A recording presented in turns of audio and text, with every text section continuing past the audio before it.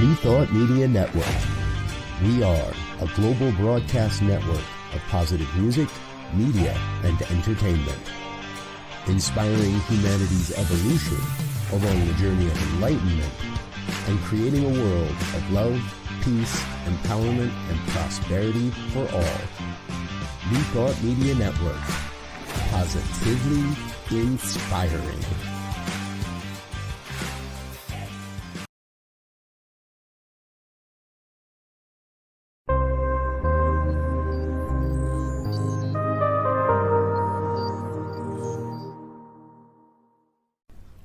New Thought Media Network. We are a global broadcast network of positive music, media, and entertainment, inspiring humanity's evolution along the journey of enlightenment and creating a world of love, peace, empowerment, and prosperity for all. New Thought Media Network. Positively inspiring.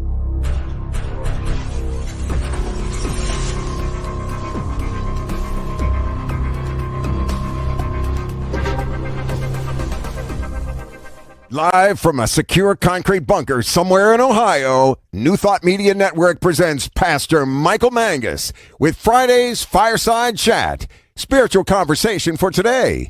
Here he is from the secret radio room, surrounded by thousands of watts, Pastor Michael Mangus. Boy, that cut out early. Well, good evening to everyone across the United States and also around the world. It is time once again for another fun-filled, thrill-packed, and guaranteed, always exciting edition of the Fireside Chat here on your New Thought Media Network. I am the Reverend Michael Mangus, and I am broadcasting this evening from the Attila the Hun radio room, surrounded by thousands, and I mean thousands of watts,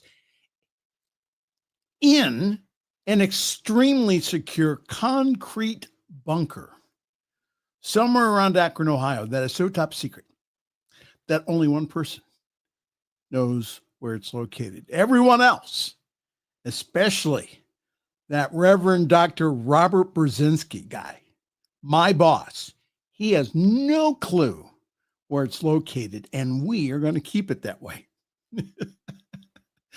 I'll tell you, in the days and times that we live, I'm glad I have a concrete bunker. Well, we do have a wonderful show for you this evening.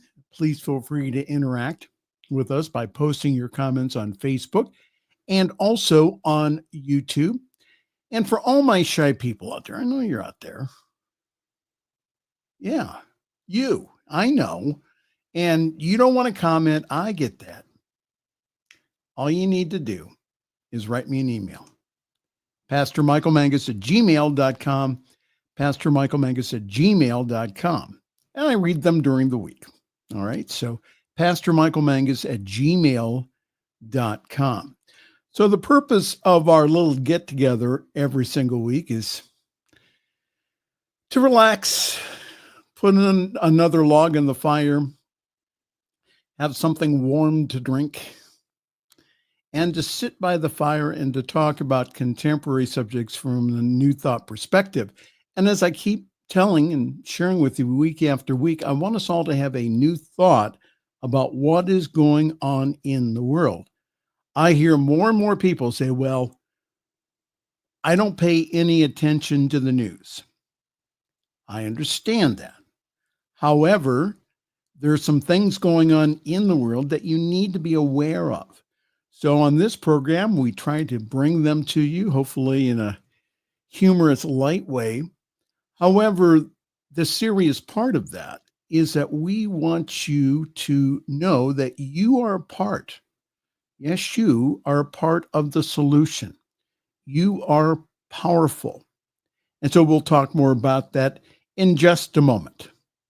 But first, we have all the way from the great state of Tennessee, formerly of the great state of West Virginia, we have staff commentator now, not guest. Oh, I'm but staff. you have graduated to staff commentator. You have been on this show probably more than 30 times. So yes, Reverend Brzezinski has told me to tell you that he doesn't have any money to give you, but he will give you a title. Okay. He couldn't email me this news himself. He was too busy. No. Yeah, whatever. All right. I got two things to bring up with you. Two things. First of all, two things. Okay, go ahead. Two things. First of all, I don't know what it's like in Akron in your supposedly in this huge defensible concrete bunker. Right. I'm sweating bullets down here. My a phrase that my grandmother said once springs to mind is, "My dress caught on fire. It's so hot down here." Wow. I got the air conditioning on. Yeah, so I hate having the air conditioning on this early in the year, but I'm telling you what. Second of all, it really is okay to turn the air conditioner on before Memorial Day. There is no rules that say that you can't. Yeah, I know, but still, it's the principle of the thing. I want to at least wait until May 1st, Okay. I figure, when the Russians are marching down the street in Moscow, that's when you turn, for May Day parade, that's when you turn the air conditioning on. Isn't 47 going to have a parade like that? Oh, he wants one. And I don't know. I hope it doesn't happen, but I mean, that's a total waste of money. You've got that South African expression of divinity. Yes. Elon Musk. It's okay to say his name. No. I don't like that. No. Okay. He's taking a chainsaw to our government and supposedly saving all this money and spending, and yet Trump wants to turn around and take that supposed savings and pay for a parade. Does he even know the damage that some of these tanks are going to do to the streets of Washington, D.C.? And that's one of the reasons why they don't have them. Yeah. Oh, but the second thing that I needed to take up with you, this supposedly secure concrete bunker of yours, named after Attila the Hun. Did you know? No, that's the radio room. Oh, whatever. The radio room is sponsored by Attila the Hun. Well, why would you want to go with a loser? You know that Attila the Hun was not undefeated. He did lose a battle. He only lost one. He only lost one. Right, but he was still one bad dude. Yeah, he was. But it took 200,000 of his Hun forces and invaded Gaul, which is Western Europe. Right. And the Romans got together with King Theodoric of the Visigoths, King Theodoric the First, and kicked Attila and the Huns. You know what I mean? Yes. Yeah. It was they say it's decisive. It was a decisive battle. But that's still, when he lost, but still he lost. Well, still, Attila the Hun lives on. Yeah. Well, by the way, after our show this evening, my boss and your friend, the Reverend Dr. Robert Brzezinski, will be holding his monthly show called Ask Anything. And he means that, ask anything. So the question I gave to him was, what was the set list for the last Grateful Dead show ever? He won't remember. He used to be a Deadhead, by the way. Well, yeah. Cannabis use is not known for enhancing one's memory. Well, anyhow, so Deadheads, they couldn't even. The reason they followed the Grateful Dead around is because they couldn't remember how to get back home. Oh, is that the reason? That's the reason. They sold crystals out of the back of their station wagon for gas money. A little known fact about me. I attended a Grateful Dead show. Yeah? Yeah. They were at the Richfield Coliseum in the 90s. One of their last shows. Richfield. All right. All right. I'm from West Virginia. I'm close enough to know Richfield. Okay. Never been there, but there you go. Well, let's get this show on the road. You're wasting Well, time. I was going to say that. Let's like rock and roll here. And like today is Good Friday. Yes. Commemorating the crucifixion of Jesus. And there is a surprising reason why it's called Good Friday. And it's not what you expected. And this is from I think it's from The Guardian in the UK. Mm-hmm. There is a strange story on how Good Friday got its name. Good Friday is the name commonly given in English to the Friday before Easter. This year it falls on April the 18th with Easter Sunday on 4/20. All my marijuana friends will like that date. But did you know how the day got its name? Well, okay. Well, tell me. Okay. Well, Easter is a Christian holiday. Well, not really. But the church fathers went ahead and plastered it over Easter, which was a pagan fertility holiday. But anyhow, it named days referring to the story of Jesus's crucifixion and resurrection in the Bible. According to the Bible, Jesus was flogged, ordered to carry the cross on which he would be put to death, and then crucified on the day that we now call Good Friday. Now, even though the Bible state that he was resurrected on Easter Sunday, going through all of that on Friday isn't what most people would consider good.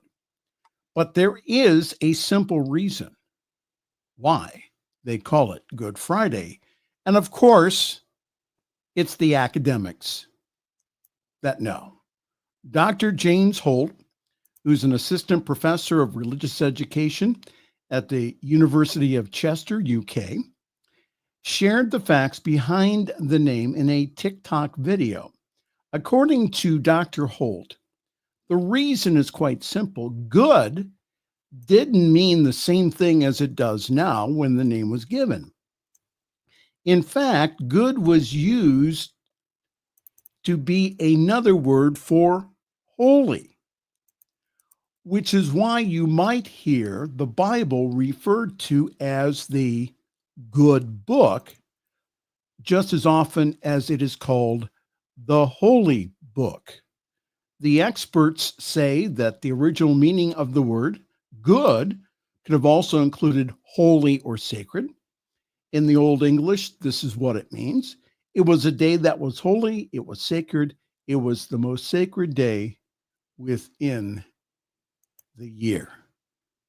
So happy Easter with that little cutie there to one and all. And you have my permission here to go out there and to eat a chocolate Easter bunny. I wish I'd thought about that before my grocery delivery today. I would have ordered one, but well, no, I wait and I'm like at Halloween or at Valentine's Day. I wait till the day. Till the day after. Yeah. Yeah, to get it 50% off. Yeah. Well, all I know is I have been seeing Good Friday, this, that, and the other, and I feel that should be very proud of myself because for a change, I did not make any untoward, unseemly Good Friday jokes. And I've been fighting the temptation all day, but I've been good and I haven't done it. You are from legal. Now, since you did not submit your story of the week for preview by legal. Now, see, legal took off early today. Robert gave legal the day, well, really a half a day, since we had some business in the morning. So he gave them, but anyhow, I got an email from legal saying that you did not submit a story to them, but they told me that because this weekend is the Easter weekend, that I can approve the story. Uh-huh. And from what you told me, Uh-huh. I do approve the story. Would you like to take a look at your email for Friday, April 11th, sent at 9:44 a.m. 7 days ago? My story for the story of the week. And then you can go tell legal. Now be nice now. Yeah. They have No. given you several F-bombs that you could have used on the air, but you didn't. Well, fuck them. All right. I used one just now. But I did send you an email. Now, you tell everybody that you read your emails during the week. So Yes, you read everybody else's, but you don't read mine. Is that what you're saying? Well, I kind of skip over yours. You're right. Yeah. Uh-huh.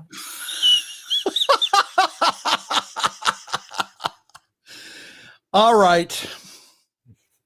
Do we have to do the news? Yeah, go ahead. Do something. We've already wasted. Yeah, do something, even if it's wrong. Well, Kilmar Abrego Garcia is still being detained in a mega prison in El Salvador without due process, even though that the U.S. government conceded that his deportation was a mistake, and despite the rulings of several courts, that he's still down there. Senator Chris Van Hollen managed to meet with Abrego Garcia on Thursday and posted several pictures on social media of their encounter. Now, they wanted to, the El Salvadorians and the regime down there, they wanted to have their meeting by the pool with margaritas to say, hey, you know, everything's cool down here. Everything's fine. Salvadorian President Bukele responded on X and declared that Abrego Garcia will remain incarcerated in El Salvador indefinitely. Abrego Garcia's wife, Jennifer, celebrated when she heard about the senator's meeting with her husband. My children and my prayers have been answered. The effort of my family and community in fighting for justice are being heard because I now know that my husband is alive, she said in a statement. Van Hollen did talk more to the media today. The White House said on social media that Abrego Garcia is not and will never return to the United States. The official X account for the White House posted an edited screenshot of a New York Times article about Senator Chris Van Hollen's meeting yesterday, striking through the original headline to make it read, Senator meets with deported MS-13 illegal alien in El Salvador who's never coming back. First of all, he has been ordered to come back by the Supreme Court, and also that the Supreme Court has told the Trump administration that they have to facilitate him coming back. Now, while Abrego Garcia has not been legally in the U.S. prior to his deportation, a 2019 court order says that he cannot be returned to El Salvador, and the Trump administration admits in court documents that he was deported there due to a clinical error. Clerical. Oh, I said clinical, right? Mm-hmm. I think it's clinical. You need to stop drinking before the show. Honest to goodness, this is water. Okay. Clerical. I'm sorry. Yeah. But wait, there's more. Oh, yeah. Yeah. Where there's smoke, there's fire. Of course there is. Come on, slide. There you go. A mid-commute traffic stop. Now, this young man, Juan Carlos Lopez Gomez, is a U.S. citizen. He was born here in the United States. He was initially charged with being an unauthorized alien in Florida, and he has been released after spending the night in jail on a 48-hour hold requested by U.S. ICE amid the Trump administration broad deportation crackdown. The young man was arrested by the Florida Highway Patrol on Wednesday when the car that he was riding in was pulled over for a traffic stop, says his attorney. The American citizen born in Grady County, Georgia, where he lived in the city of Cairo, was crossing into Florida for his work in construction in Tallahassee, about 45 minutes from his home. So what happened was his mother had to take to court his birth certificate to show that he was a U.S. citizen, and they still kept him another 24 hours. Lopez Gomez was released on Thursday evening. Spokesperson Thomas Kennedy, who was at the Leon County Courthouse to assist Lopez Gomez's family, that he told CNN. Kennedy said of the Florida Immigration Coalition, he is free. Thank you to everyone who shared, called, and did anything to help to secure his release. Isn't that interesting? And the quote of the week is from Democratic Representative Jim Clyburn, who spoke at a town hall in South Carolina this week. He says, all we can do is to share with you what we're doing and ask for your prayers that this country will not allow itself to go the way of Germany in the 1930s when people stood by. All of these acts here are morally and ethically wrong, period. The target right now is brown-skinned Latinos. The time to speak up is now, not later, but now. As much as my right-wing friends don't like it when I say it, we are heading down the path of Nazi Germany into complete fascism. That was the complaint from theologian Dietrich Bonhoeffer, that the church supported and was complicit with Hitler. Not this time. People from around the United States and around the world are speaking up and out about this insanity going on. And of course, the Trump administration, they're violating court orders. Mm-hmm. And some of those complicit with number 47, some of his deputies may end up in jail because of contempt of court. So I'm encouraging everyone to keep up the pressure. Individuals are changing their minds about voting for Trump. Keep calling your House representative. Keep calling your congressperson, especially the Republican ones here. The reason why Chris Van Hollen managed to meet with Abrego Garcia was because of the pressure that was put on El Salvador, who is managing the concentration camps down there. They're not prisons. They're concentration camps. By the way, how did their dictator get paid to house these prisoners? You ever wonder that?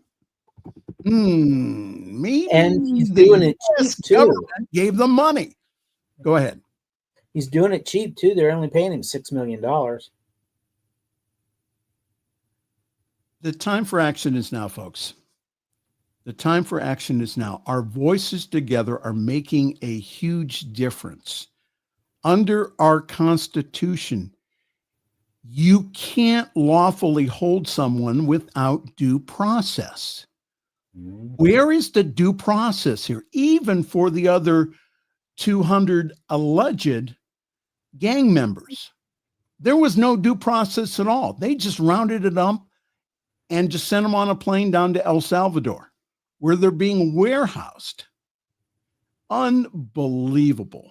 Your comments, Reverend Jeff. Well, and not only no due process, but Pam Bondi, the Attorney General, has been asked on numerous occasions to provide the proof that he was a member of, what was it, M13? And she can't. She talks around it. She talks about, well, back in 2019, we have testimony from ICE, and we have testimony from this judge, and we have all this testimony. Well, the thing of it is, what she's talking about is ICE and a memo that they wrote about him. There was no testimony in this hearing in 2019. There was no other judge that testified in any way, shape, or there was no testimony, period. All she's doing is lying at her. She's lying. She's lying about this, and they're trying to make it sound like he was this guy, but they can't prove it. That's the thing. That's why he got no due process, because if they had gone through due process, they would have found out that maybe he wasn't. Maybe he was. Who knows? We'll never know now because he didn't go through due process. Did you hear what was said about Abrigo Garcia this week? Was that there was, I guess, a domestic incident between him and his wife, Jennifer. And that I don't know if it was Pam Bondi or someone said that the young man was better off in El Salvador to protect the wife. Yeah, that was Pam Bondi, because she also said that the United States people are safer because he's down there now, and even his wife and their child are safer because he's down there. Now, I don't know the ins and outs. I haven't read up that much about the domestic violence aspect of his case, but she wants him back. She wants him home. Oh, absolutely. His wife wants him back. So it may have been an argument or whatever. Everybody does that once in a while, but it did not escalate to something that the wife is saying, I don't ever want him back here, because she wants him.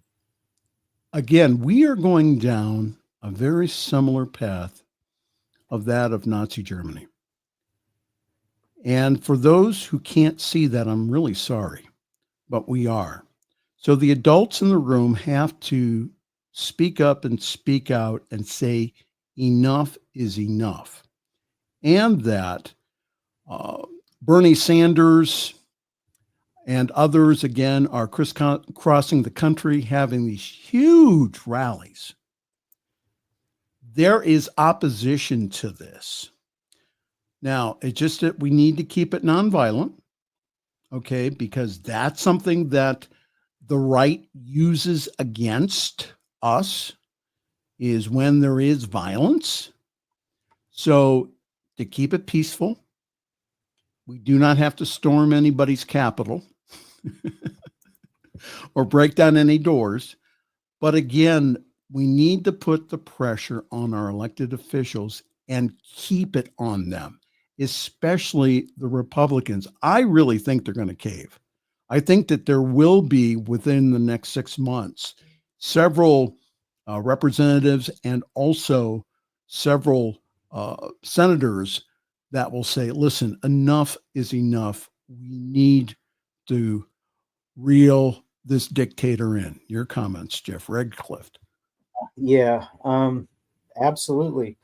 And we've got some on the Republican side trying to talk a big game, and then all of a sudden they're backing off from it because retaliation is real, and they don't want retaliated against. They don't want to lose their jobs, is what it amounts to. They're not working for their constituents. They're working to maintain their jobs.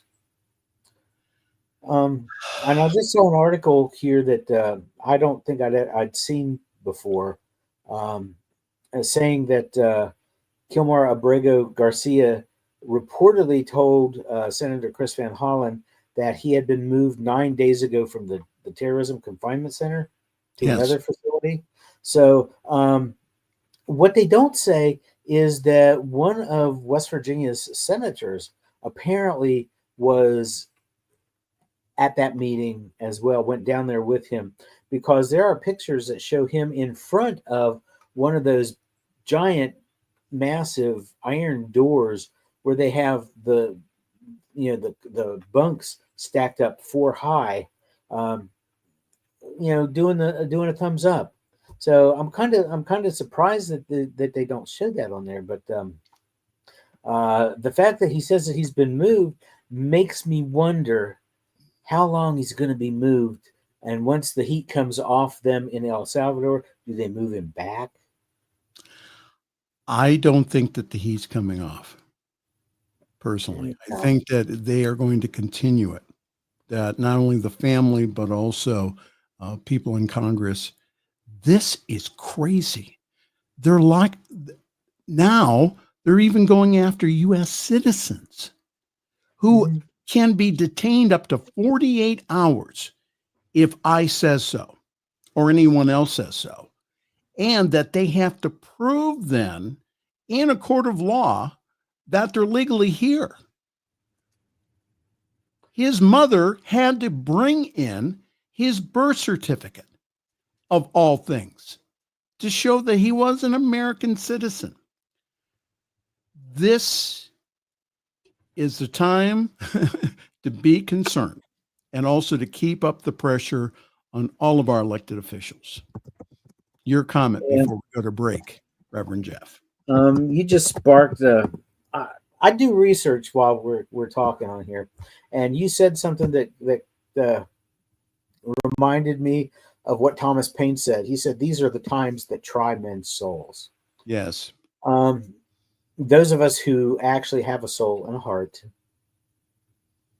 care about these things, and we want to see them fixed. We want to see them corrected. We want to see this stuff turned around.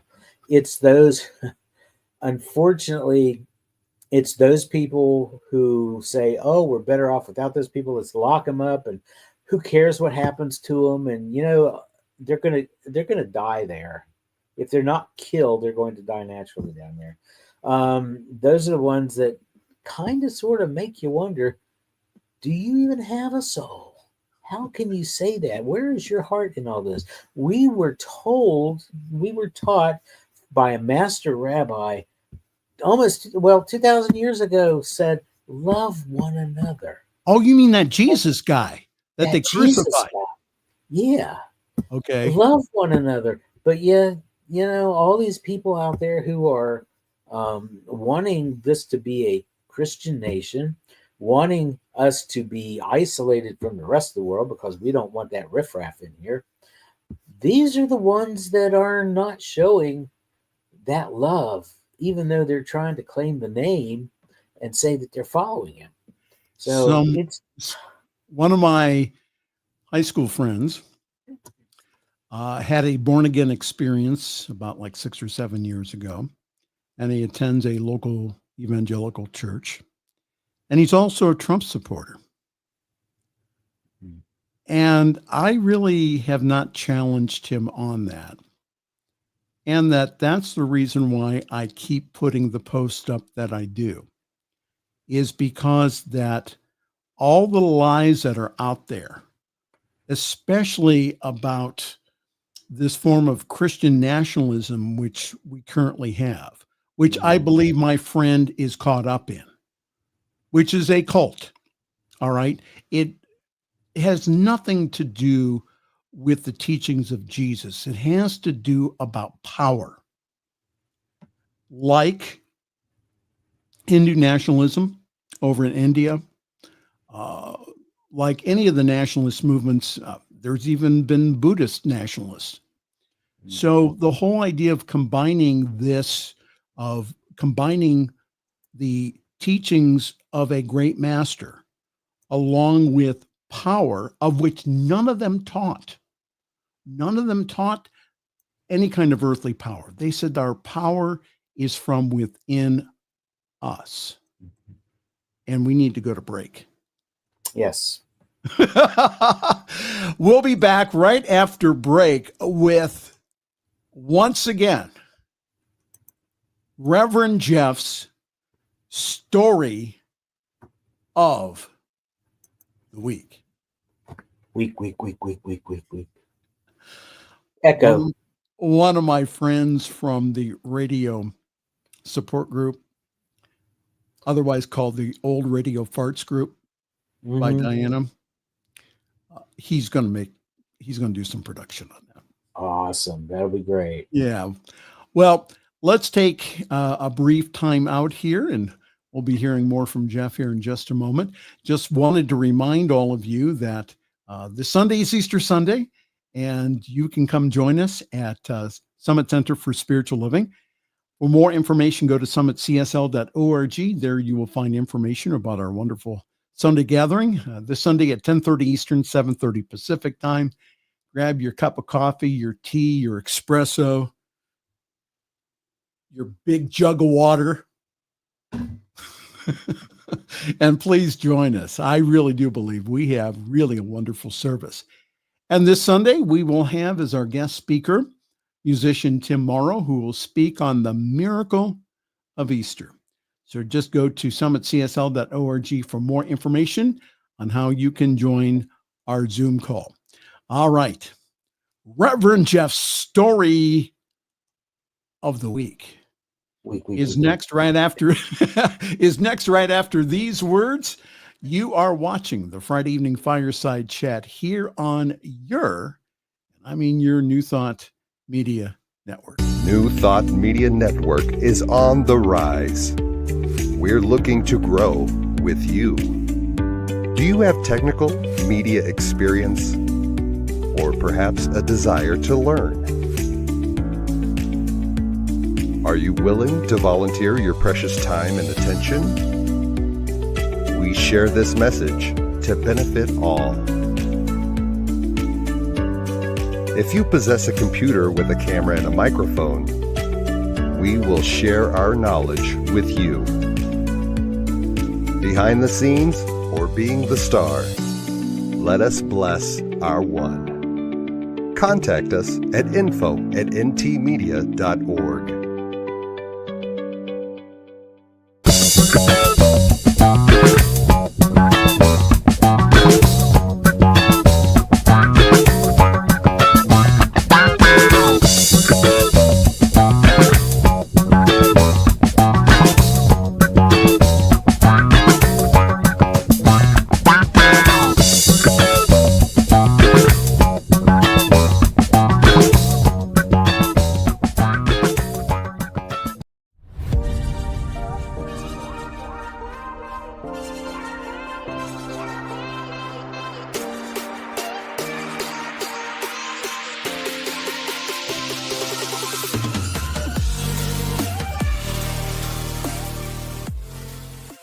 The views and opinions expressed by Pastor Michael Mangus are generally right. However, they are his own and do not reflect the views and opinions of New Thought Media Network, Centers for Spiritual Living, or any other person living or dead. As they say in the 12-Step Recovery Program, take what you like and leave the rest. Here again is Pastor Michael. Jeff, where are you? There he is. I wasn't ready. I needed to get up and close the front door, and it's dark outside now.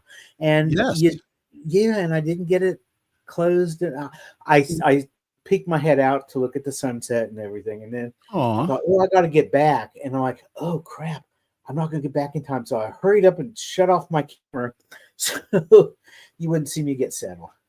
Before we go into your story of the week, we have a question here, a theological question. Oh, cool. Okay. This is from a longtime friend who I went to school with at St. Martha's Grade School, Deb Chinrock, also known as Deb Beckley. She says, do you guys, not ministers, but do you guys think that this is the time of revelations or just history in repeat? Your comments, Reverend Jeff. It's history and repeat. The book of Revelation was written basically to the early church because they were expecting a boatload of stuff to go down before the return of Christ. And he never showed up because he told us before he left that the kingdom of heaven is within you and I'm going to prepare a place for you. I think that there's people who believe that Revelation is the real deal, have misinterpreted Scripture. It was probably never ever meant to be that way. It was written not to Western culture 2,000 years in the future. This was written for people in that culture 2,000 years ago, and they were expecting a boatload of stuff that didn't happen. Right. And the symbolism was specifically about the Empire of Rome. Mm-hmm. Now, I know of theologians who've written recently before the election about that Trump is a figure of the Antichrist. And again, the Antichrist is not just a it's a figure. It's something that, again, that is not going to happen at the end, whenever that is, but it's a figure that comes up that, again, is anti-Christ or anti the teachings of Jesus. So that's what we're seeing right now is the Antichrist right now in Donald Trump. Now, are we going to have to put 666 on our forehead? Well, again, people say, well, that MAGA, that MAGA hat, make America great again, that's the American form of 666. However, again, who wrote Original Blessing? That was, oh, geez.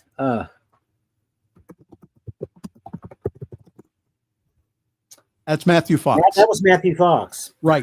Well, Matthew Fox, his latest book is about Trump being the Antichrist. So to answer Deb's question, no, I think that we are going through a period of history here that I think that we are all here at this time to be empowered, to shed and to share our light with the world, and to not let people get away with it this time, like they did in Nazi Germany and other times in history. So that's, again, that's why we're saying here that we are in a moral and ethical crisis, and that there is a way out. And the way out is everyone speaking up and speaking out. Your comments, Jeff Radcliff. Well, first of all, we also need to realize that the Bible is not a history book. The Bible and a lot of what's in it, written by folks who were, they were ignorant herders there for the longest time before they settled down and started to farm a little bit. But the thing of it is, the way that they teach in the Middle East is by parable. Yes. They still do that to this day. Absolutely. Not by parable. One thing stands for another. It's not, it's not really something that happened, but it teaches a lesson. Right. Like the prodigal son. There were probably 2 dozen kids that took what they could of their father's wealth, went off, spent it in riotous living, then ended up down on their luck and have to come crawling home. There's not just one kid there. Right. Okay? It could have been 1 million kids, or it could have just been, him making up a character. Interestingly enough, Neville Goddard talked about how none of the people in the Bible actually lived. They are characters that portray characteristics, attributes of ourselves. Right. That that we, in essence, are all the characters in the Bible. So when you read the story of Esther and you see how she rose to the occasion to save the Jewish people, that's a part of me. That's a part of you. Right. When you read about Zacchaeus climbing up the tree so he can see Jesus when he goes by, that's you. That's me. All of those characters, are us. And so in that respect, using the Bible for literal interpretation should not be taken internally. Deb has another comment. She says, it's that Catholic upbringing, Pastor Michael, and you can appreciate that. Thank you. Deb was born at the same hospital. She was born on April the 2nd, and I was born on April the 3rd. So she reminds me all the time, I am older than you. So yeah, you both were April Fool's jokes. We were. Just close enough, yeah. I'm just kidding, Deb. Don't hate me. Thanks for watching, Deb, very much. Okay. We've put it off long enough. Ladies and gentlemen, back by popular demand, it's Reverend Jeff's story of the week. I like Go ahead. Echo better. Wow. So much going on in the news, and I found this out of my home state of West Virginia back in March. They passed a law banning a bunch of food dyes and additives. And everybody points to what's his name, Kennedy, to him saying, "Oh, we need to make America healthy again." Well, this is their tip of the hat to him, so to speak, and passed this ban with food dyes and preservatives that are going to be going away from foods that are going to be either made or imported and sold in West Virginia. Here's the thing. Everybody's worried about the pepperoni roll. And I love talking to non-West Virginians because most people who are not from West Virginia or who have never been there have never heard of pepperoni rolls. And all it is, and it's exactly like what it says. A man by the name of Giuseppe Agiro, they called him Joe, invented them in 1927. Well, he actually monetized the idea. The idea came about from Italian wives who were looking for some things that they could put into their husbands' lunch pails when they went down into the coal mines, things that wouldn't need to be refrigerated or heated up later on, something that was going to be shelf stable. So they, took pepperoni. You can make it with sliced pepperoni, or you can buy a stick of pepperoni and quarter it and put these sticks of pepperoni into the roll, bake the roll, and it's absolutely awesome. It is the state food of West Virginia.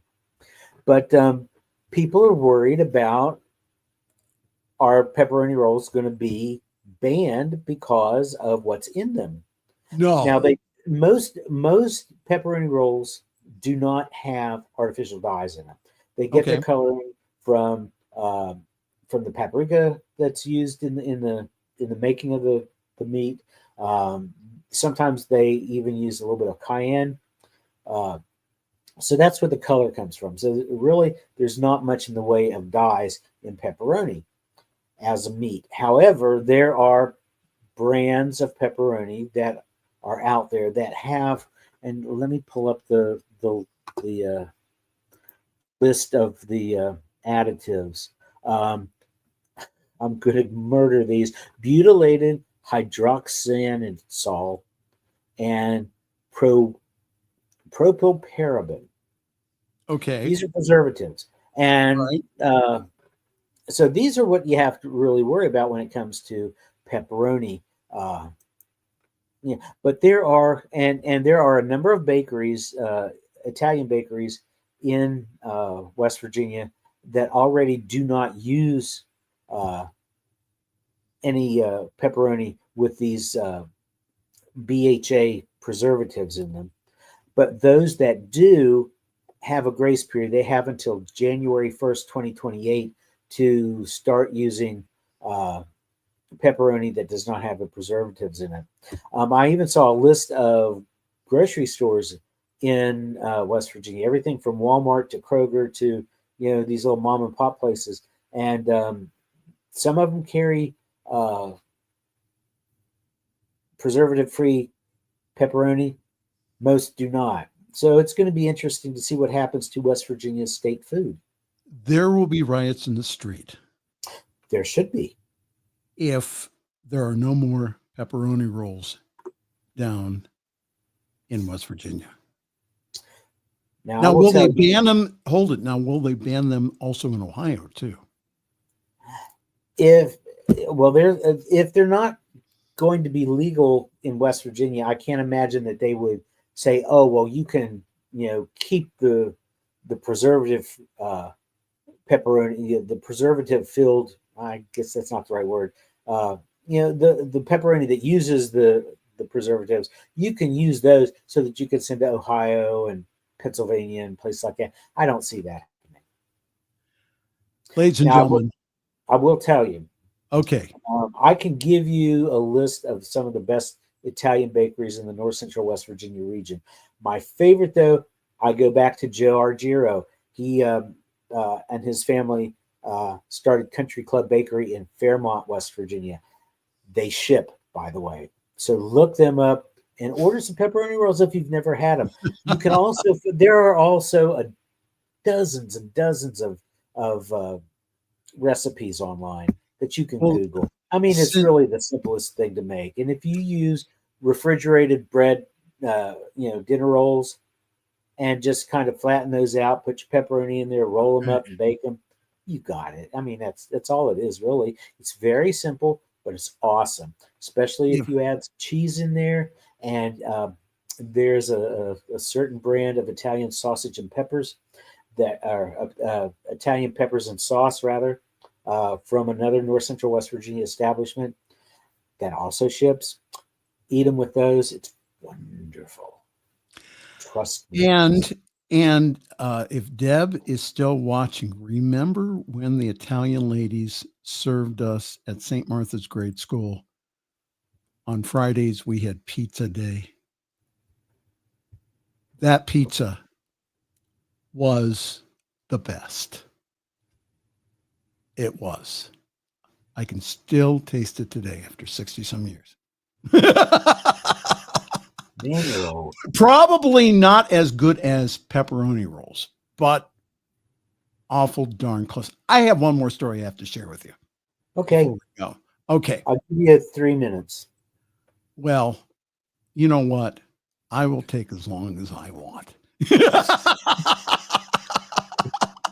But I'm okay with that off. Okay. Okay. This is for you, Jeff. Ooh, child. Look at that. San Francisco's Hunky Jesus contest stirs up controversy, community, and courage. The most popular Easter service in this capital of alternative living occurs not in church, but on the sloping lawns of Dolores Park, where thousands show up on Sunday in their Sunday best, which at the annual Hunky Jesus contest can mean steampunk bonnets, a life-size peep suit, or for those competing, elaborate and usually scantily Jesus and Mary costumes. Tell them what they call Mary. Tell them what they call Mary. What do they call Mary? They call her Foxy Mary. Okay. It's Hunky Jesus and his mother, Foxy Mary. Okay. Have you heard of this before? No. I read up on it real quick. Well, the event is hosted by the Sisters of Perpetual Indulgence. It's a global nonprofit group of drag nuns founded in San Francisco on Easter Sunday 46 years ago. Over the years, Hunky Jesus has expanded from a small anniversary celebration for the sisters alone to an all-day affair. Now, I want you to see all these people More than any of Trump's inaugurations. Look at that. Today, the Free Festival includes a family egg hunt, musical acts, and a canonization ceremony in which community members are recognized for service. You mean they're given sainthood? Yeah. Well, the sisters are a nonprofit from, and they have, I get convents, I guess you'd say, around the world where they do good works. And it's only right that they recognize some of the local folks in the area for the good that they do. So, yeah, how cool is that? Well, it says right now, in a moment that requires courage and requires community, this is what our Easter definitely creates. Sister Mary Peter said, Merry. Over the years, she has encountered people from all walks of life at the Hunky Jesus contest, including, she said, traditional Catholic nuns. That kind of diversity creates courage, Sister Mary Peter argued, and you may be an Irish nun sitting on your picnic basket, but you may be next to a 300-pound drag queen in a giant pink Easter bonnet. And a picture I wanted to show you. Do you say that? Can I get a gay man? You see that? Yeah. Uh-huh. Can I get a gay man? And House of Jesus. Now, look in the middle there. I did not know. Now, I'm pretty good on my Bible, but I did not know that Jesus wore high heels like that. You didn't.